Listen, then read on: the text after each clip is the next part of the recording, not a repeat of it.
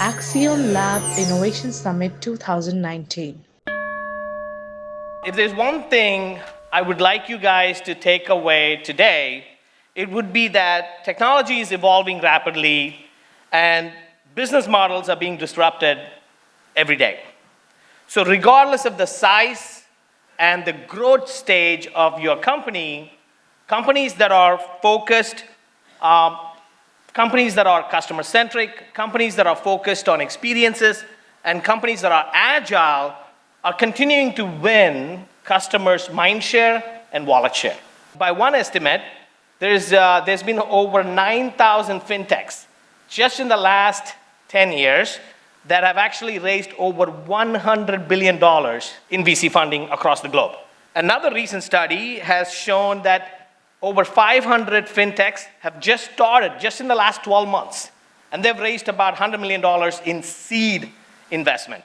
These fintech startups that have become leaders from day one have architecture and framework that's enterprise ready. They don't just say, I'm going to do a POC, and then as I try to industrialize this, everything falls apart.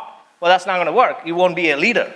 And then beyond that, it's also about trusted data. Most importantly, I think you will start to see more about companies focusing on experiences. So this is where the mobile first, API first, cloud ready, and hybrid integration, where banks are very particular about PCI compliance. And to achieve PCI compliance in the cloud is quite challenging.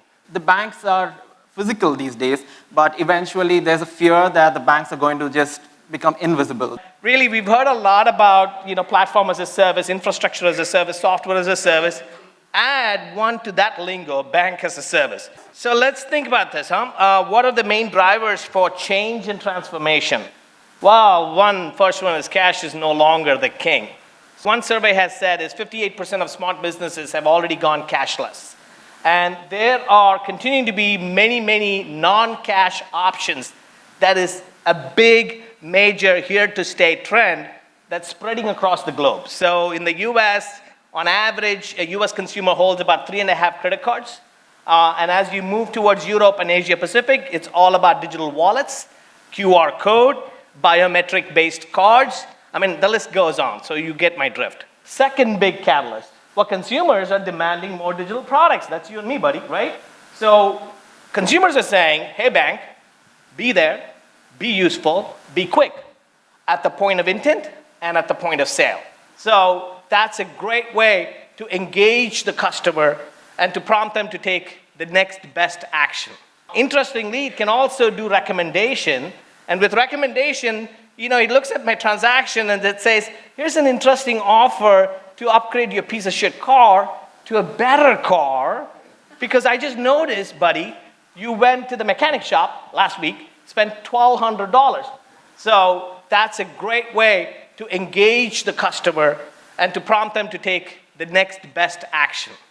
And last but not least, companies are investing a lot of money, but the banks and financial institutions are investing even more to work with fintechs that are investing in AI, ML, blockchain, quantum computing.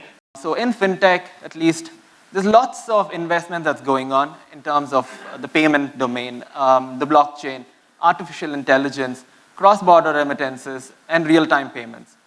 So looking at the landscape, the whole fintech is really highly segmented. There are lots of segments related to financing and lending, asset management, payments. Payments is a huge ecosystem. I have over 15 years of experience in payments, and I can tell you that ecosystem is continuing to grow and become more complex. And there are other segments as well, large segments like insurtech and food tech and agri-tech, and the list goes on. And within these segments, there are sub-segments, as you can see here. So it continues to get ever complex, ever challenging to figure out what is the value prop of the companies that are in these segments. And really, which of these companies have the true potential for growth? The second major trend you're going to be looking for is there's obviously partnerships now happening in a big way between banks and fintechs, and this is only going to exponentially grow.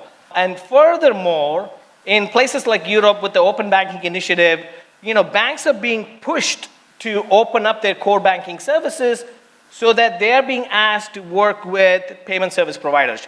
So this action that is actually happening is something that's important to keep an eye on. Axiom Lab Innovation Summit 2019.